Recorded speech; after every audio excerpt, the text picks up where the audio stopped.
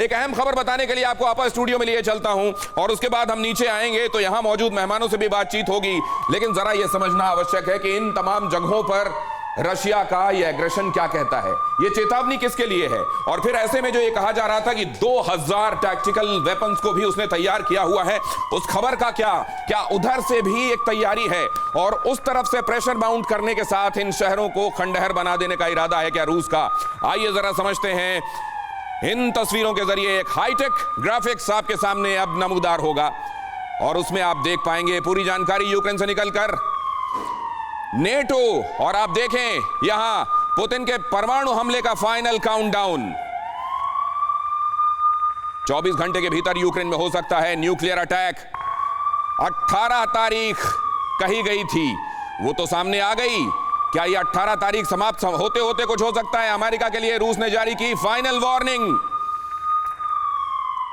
Putin के परमाणु हमले का ये फाइनल काउंटडाउन समझा जा रहा है। और आपको यह भी बता दें 24 घंटे के भीतर यह हो सकता है।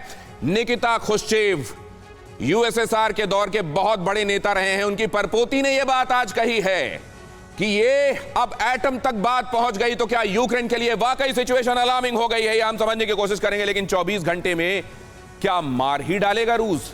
जिस तरीके से रशियन फाइटर जेट्स ने आज उड़ान भरी है, खास तौर से रशियन फाइटर जेट्स ने जिस तरीके से यूक्रेन के आसमान को थर्राया है, और ये तमाम शहर जो आपको दिखाई दे रहे हैं, इन तमाम शहरों पर आज जिस तरीके से एक बार फिर से दहशत तारी हुई है, उससे यही लगता है कि रूस अब बख्शने के मूड में नहीं है।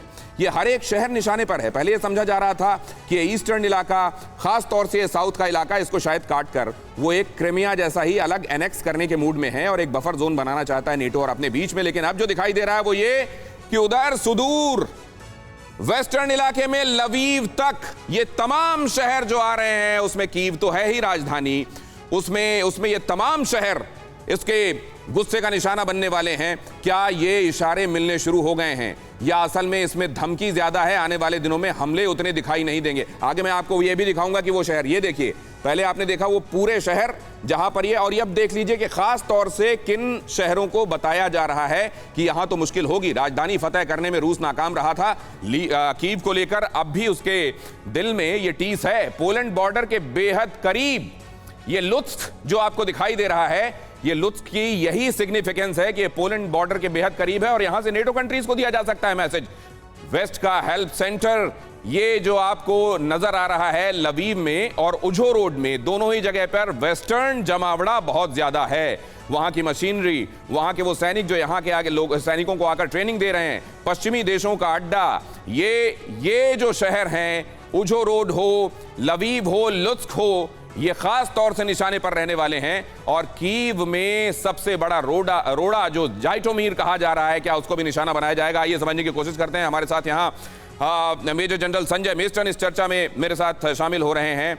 कमांडर विजय सरदाना यहाँ मेरे साथ मौजूद हैं। मेस्टन सर, जनरल मेस्टन, आपका नजरिया, क्या ये उस जहाज के, वॉरशिप के डूब जाने के बाद का गुस्सा है? बिल्कुल सही। ये जो मॉस्को इनका जहाज डूबा है उसके बाद गुस्सा जाहिर है वो बढ़ता जा रहा है। पर ये मैं बोलूँगा ये गुस्सा आज ही नहीं, ये लड़ाई के दूसरे दिन से चलता जा रहा है, क्योंकि वेस्ट सपोर्ट कर रहा है। कोई मिलिट्री ऑब्जेक्टिव्स अभी तक खास हासिल नहीं हुए हैं। तो ये सब देखते हुए अभी फ्रस्ट्रेशन लेवल बढ़ता जा रहा है। इस फ्रस्ट्रेशन से सवाल अभी ये उठ रहा है, क्या न्यूक्लियर या एटम बॉम्ब का इस्तेमाल किया जा सकता है, वो भी कुछ मे बी 18 या 24 घंटे के अंदर। देखिए फ्रस्ट्रेशन बढ़ रहा है, धमकियाँ दी जा रही है। क्या ये होगा, मुमकिन होगा? देखिए पुतिन का भी जिस प्रकार दिमाग चल रहा है, पॉसिबल है। मैं ये नहीं बोलूँगा, रूल आउट नहीं कर रहा हूँ, पॉसिबल है। लेकिन उसके परिणाम भी उनको सोचने पड़ेंगे, क्योंकि अभी काफ़ी नेशंस न्यूट्रल स्टांस पे हैं। उसमें भारत शामिल है, चाइना भी शामिल है। हो सकता है कि अगर ये किया तो इंडिया के पास भी कोई चॉइस नहीं होगा, क्योंकि न्यूक्लियर वेपन। सर लेकिन मैं तो ये कह रहा हूं कि रशिया ने अगर ये कहा था कि यहां पर अपने आप पता नहीं कैसे एक्सीडेंट हो गया, उसके बाद जब हम टो कर रहे थे डूब गया, और इन हरकतों से वो दिखा रहा है कि यूक्रेन को वो इसके लिए कल्प्रिट मानता है, मतलब उसने एक तरीके से फेस सेविंग की कोशिश की थी, ये दुनिया के सामने जाहिर कर रहा है। मैं आपके पास वापस लौटूंगा और आपका नाम गलत लेने के लिए माफी। और राजीव सरदाना सर मेरे साथ हैं, कमांडर राजीव सरदाना, उनसे जरा मैं जानना चाहता हूं सर, ये तो अपने राज खुद दुनिया के सामने रख रहा है रूस। देखिए, पहली बात तो जो है मॉस्कोवा शिप की, ये कोई भी नहीं कह सकता कि ये नेपट्यून मिसाइल्स की वजह से क्षतिग्रस्त हुआ या अपने आप इसके अंदर एक्सप्लोजन हुआ और उसकी वजह से डूबा। ये बात आज नहीं, ये बात सिर्फ रशियंस ही बता सकते हैं। ठीक है। और युद्ध में ये होता है, अक्सर होता है कि जब आपके पास वॉर एम्यूनिशन होता है तो एक्सीडेंट्स भी होते हैं।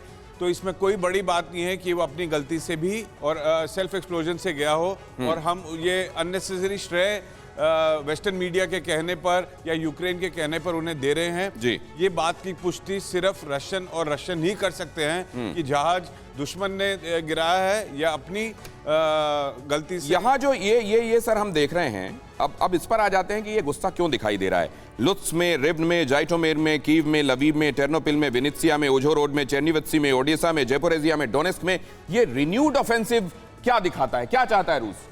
रशिया जब तक अपने मिलिट्री और पॉलिटिकल एम्स को फुलफिल नहीं कर लेता, नहीं तो ये ऑब्जेक्टिव क्या दुनिया में कोई एक्सपर्ट है जो इसको ऑब्जेक्टिव नंबर 1, 2, 3 डिफाइन कर सके और पढ़ सके कि रूस के इरादे क्या हैं, या रूस के इरादे अभी एम्बिगुअस ही दिखाई दे रहे हैं? वो कैसे जो सीक्वेंस ऑफ इवेंट होगा उसके हिसाब से वो बताएगा कि उसके इरादे असल में थे क्या।